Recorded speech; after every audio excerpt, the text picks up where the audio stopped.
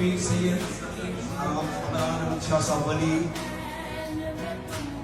हज़रत गिरामी जनाब पीरजादा सैयद इमरान अहमद शाह साहब वली, जनाब मलक मोहम्मद अरशद साहब आप तशरीफ लाए। अभी चंद दिन पहले मदीना से ही तशरीफ लाए हैं।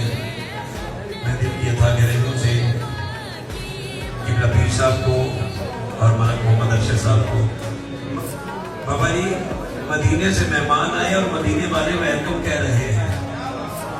पीर साहब कैसा ये मदीने की निस्बत है। खालिद शाह साहब आपको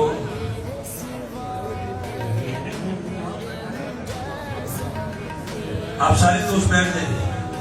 लगता है पीर साहब को किसी ने क्या बता दिया है कि आपकी कब्र में तकलीफ है बाबा जी, तो इसी वजह से उन्होंने